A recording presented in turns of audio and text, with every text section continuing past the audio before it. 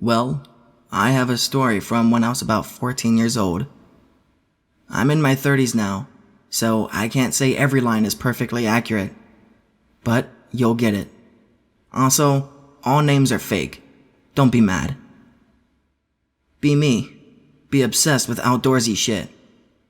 Be in Cub Scouts as a young boy, and currently in Boy Scouts. Want to be an Eagle Scout so fucking badly. I knew every goddamn knot in the book.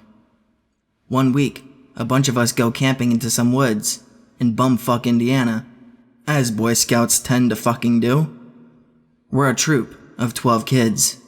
One of the kids' dad was our scout leader. He was there too. So, we set up our tents, probably about a mile into the woods, and we just fuck around all day the first day. Me and 2 kids go out on a secret mission to see if we could find the river. We'll call the kids Steve and Logan. So we're just walking along the path when Logan decides he wants to fucking race us. He bolts ahead and we chase after him. He looks right and comes to a complete stop, just staring at something in the trees. We get up to him and look. There's a fucking deer smashed against a boulder. This thing looks like it got hit by a semi. We go up to look at it, but immediately turn away due to the smell. It's starting to get kinda dark. We're not supposed to leave the group. We run back to the campsite as fast as our little feet can carry us. Stay up for hours talking about the deer to the other kids. Next morning was canoe day. We all walked down the same path the 3 of us went down yesterday. I try to see the deer as soon as we reach that part of the trail. It's gone. Not the deer itself. The fucking boulder was missing. This thing was the size of a goddamn minivan, and something moved it away. Silently freak the fuck out and keep walking. Get down to the building with all of the water gear in it. Scout leader counts how many of us there are in order to get the right amount of canoes. He gets out 5 3-seater canoes. We all get in, and one of the kids rides with him to break the odd number of scouts up. Get back on dry land and begin walking back to the campsite. Talk about the canoeing shit on the way back. Logan, Steve, and I were in one of the first boats to leave. So, we start asking everyone who they were with. Most of the kids are able to say who they canoed with. And, of course, the scout's leader's son went with him. Wait. Trent and Bill can't figure out who was with them. They swear there was a 3rd guy in their boat. I do a quick head count. Hold the fucking phone. There's 12 kids, 1 scout leader, and he got out 5 3-seater boats. And we had 1 too many kids, so 1 had to ride with him. That means there was an extra scout.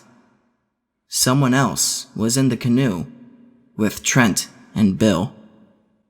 Get back to camp. Nobody believes Trent or Bill. They refuse to. I speak up and explain the math problem. Everyone gets quiet. Scout leader tries to regain control. Alright. Tonight, we all sleep in the mess hall. We gather all of our shit and bring it inside the dining area. Some kids are so freaked out that they sleep underneath the tables. Most don't sleep at all. I stayed up all night looking out the window, watching and waiting for someone to sneak up on us. Eventually, pass out from pure exhaustion and get like 20 minutes sleep before it's time to get up. Scout leader tells us what happened yesterday was that one of the boats must have been a 2-seater on accident, and we were just confused. Says not to worry, and that we'll all be fine. Nobody believes him. But we pretend like we do to keep from shitting ourselves. Go about the day's normal activities without anything too crazy happening. That night, we light a fire outside and start telling scary stories. Spend all night out by the campfire, just having a chill time. We all scoot our tents in closer to the fire and just kind of enjoy the night. I think the fire made us feel safe, which was an unfounded and dumb thing to feel, because of fucking course we weren't. What the fuck? Uh-oh. Drank too much lemonade. Tell Scoutmaster that I have to pee. He gives me the key to the mess hall. I go inside and relieve myself. Logan and 2 other kids come inside after me and grab some bread to make toast with. Come back to the fire after locking the building up. Begin consuming burnt bready goods. We're moving through bread fairly quickly. Say to Logan, "Didn't you guys all grab a loaf?" He says, "Yeah," and reaches for the 3rd one. It's not there. He starts flipping shit over looking for it. Asks who the fuck just took the last loaf of bread. Nobody has it. I ask him, "Who all went in with you?" He says, "Well, it was George and..." "George, who was with us?" George gets real fucking quiet, and suddenly, a wave of fear washes over him. He starts fucking panicking. Somebody snuck in and stole a bread loaf right along with them. Some person who was dressed like a scout. That was the final straw for our scout leader. Decides to cut the trip short. Next morning, we all go to the van to leave. A few kids run independent head counts to ensure it's just 12 of us. We're all here. No more, no less. We all pile into the van and get the fuck out of the lodge. Get home and tell my mom we cut it short because there was a bear that stole some food from a tent. Too dangerous to stay. She bought it. About 2 hours later, my mom comes in my room and asks me, "Steve's parents want to know if he went straight home, or did he go anywhere else after getting out of the van?" Think about it. I didn't see Steve get out of the van. Come to think of it, I don't remember sitting next to Steve. Did Steve even get in the fucking van? We counted 12 scouts. There were 12 of us. He had to be there. Wait. Holy fucking shit. Mom calls scout leader. Tells him what we think happened. He drives back to the camp. Finds Steve barricaded in the mess hall. He took off for one final piss break, and we left without him. There was someone in the fucking van with us. Some other kid that nobody noticed. And like 3 people did head counts. Nobody fucking noticed a stranger. Whoever this fucker is, he's in the city now. Talked to Steve a few days later. He says he heard growling outside the doors. Like there was a pack of dogs trying to speak English. Tell him he sounds crazy and say that I don't believe him. But I fucking believe him.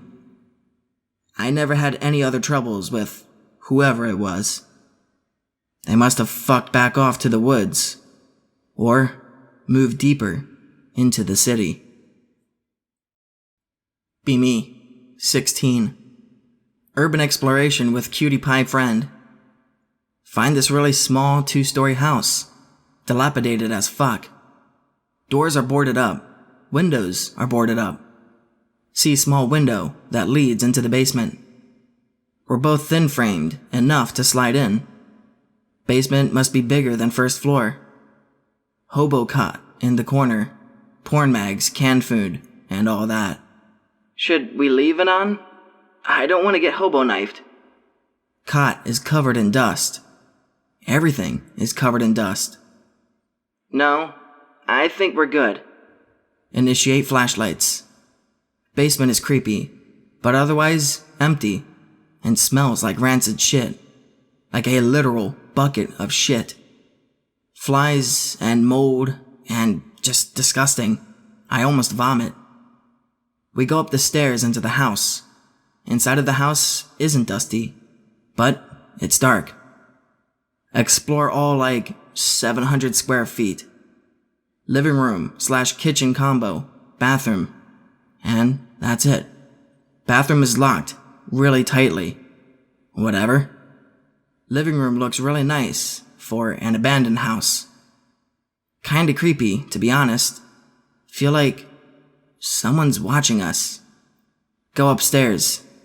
Anan, can we go? I want to see the rest of the place, then we can leave. Promise. Upstairs is 2 bedrooms and a bathroom. Weird, rotten kinda smell. Open first bedroom door, completely empty. Open second bedroom, also empty, but has big stains on carpet and ripped up wallpaper. We open bathroom door together.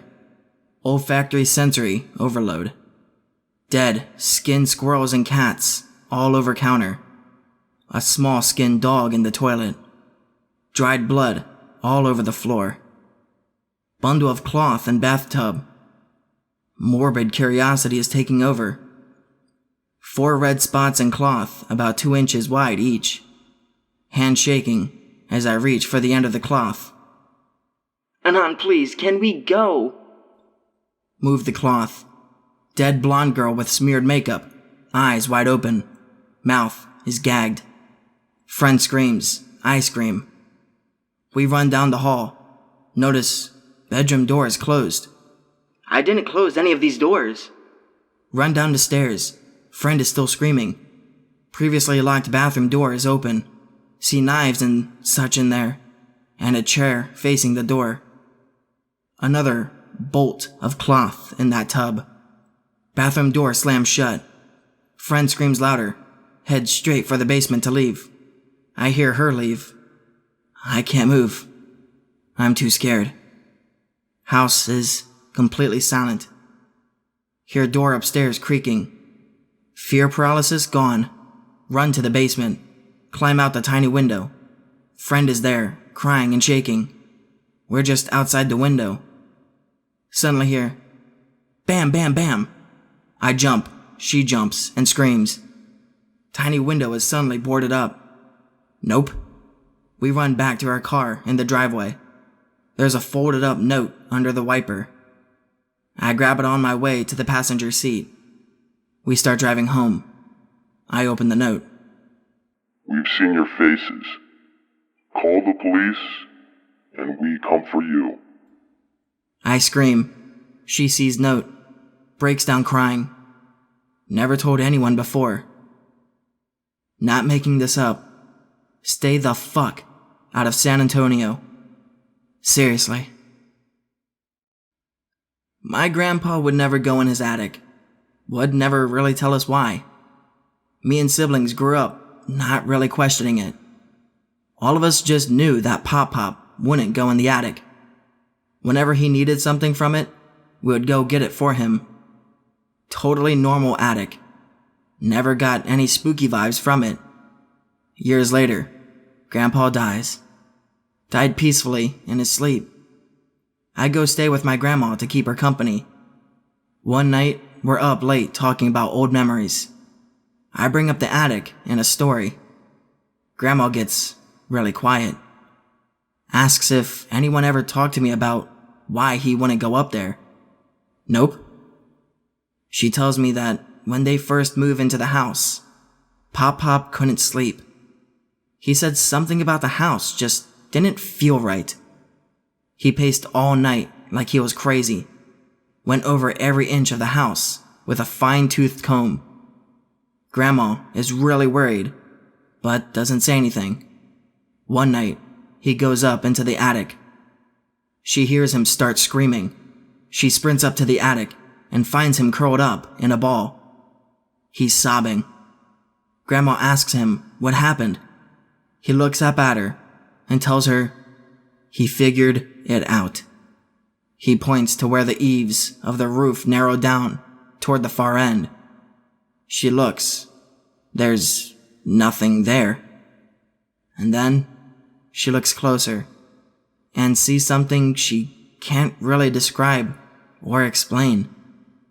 All she could compare it to was origami. It was like space was folded up on itself. The angles were all wrong. She said when she looked at it, she could feel herself going crazy, like something inside her mind was melting. She drags Pop down the stairs and puts him to bed. He sleeps for 2 days. When he wakes up, he says he'll never go into the attic again as long as he lives. Never says another word about it. Ignores Grandma when she brings it up. Grandma goes quiet, and I don't say anything. We moved on to other stuff, and she hasn't brought it up again since. Turns out, most of my family knows. That part of the attic has always been blocked with a huge old burrow. Now I know why. Be me, 21, an edgy, dumb young jackass. 2002.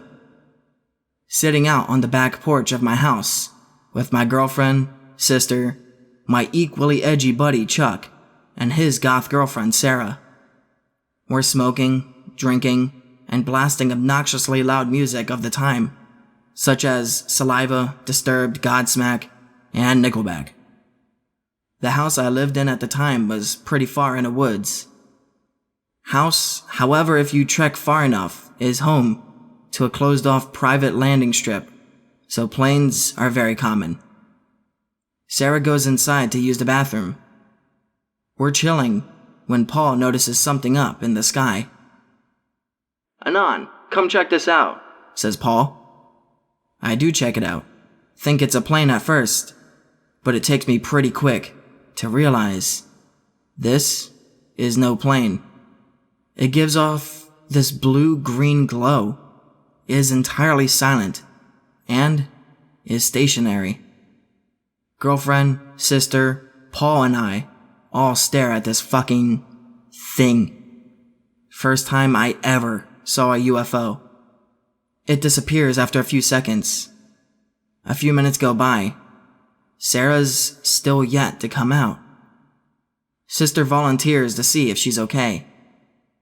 A few moments later, my sister comes out, saying she's not in the bathroom. We comb over the house. No Sarah. Go to see if her car is still in the driveway. It is. We all decide to comb over the rest of the property to find her. No sign of Sarah. No clue where she'd gone to. Tried to see if the cell that she had could be reached. Dial it. On the other end, there's this distorted, crackling noise. It continues till we hang up. Try and call again. We hear it again, but there's also this faint echo of a scream. It sounds like it might be Sarah. Too gargled and distorted to truly tell, though. 3 to 4 hours go by. We continue to search the woods some more. By the time we've given up and are ready to call 911, there she is. It's Sarah. She's huddled up in the corner of the living room. We try to gauge her for where she was, but she won't answer. The poor girl is terrified, but won't talk. Parents die in a car wreck. A week or so later, I'm laying in bed, crying myself to sleep as usual. Hear a creak on the floor outside my room, and giggling. My dog perks up and starts growling like crazy. My mom slowly leans around the corner of the door. She looks different, and all her movements are all wrong, jerky and twitchy. "Go to sleep, Anon. It'll all be better soon." It's her voice, but it sounds clotted somehow. My blood is ice water. My dog is whimpering and cowering now. Mom jerks back around the door. Another creak. My dad leans in around the corner. "It's okay, son. We're gonna be a family again soon. Just fall asleep." And giggles. Like my mom, his movements are all spastic and fucked up. His face is a grinning rictus. He jerks his head back out of sight. My heart is pounding. Quickly and quietly as I can, I grab my phone and dial 911 to report a home invasion at my address. I can hear movement and that insane giggling from the hallway.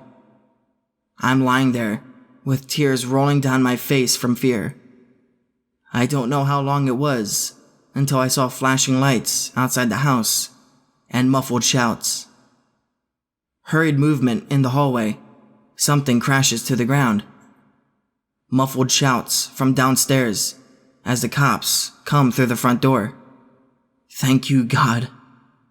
They search my house, and afterwards, a cop approaches me, white as a sheet. Anon, it's hard to tell you this, but we found your parents' faces on the ground outside.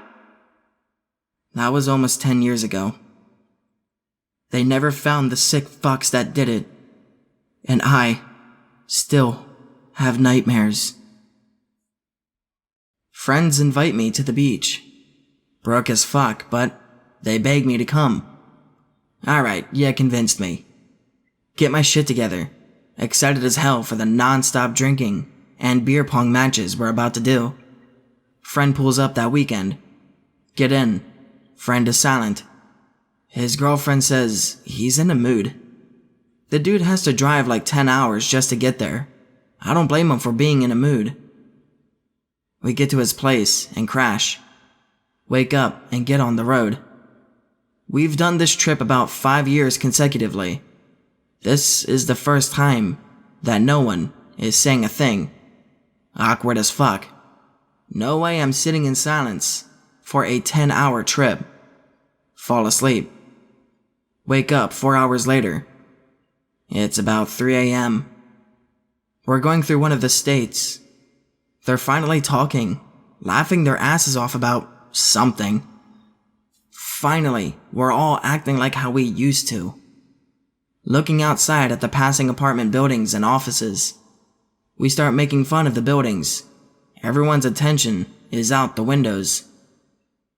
All of a sudden, I see what looks like a green explosion in the sky. It's hard to explain. It was like a green light shot across the sky, then went behind a layer of nothingness, and then exploded. When I say a layer of nothingness, I mean it looked like it went invisible, but continued to travel across the sky, before reappearing and what I can best describe as exploding.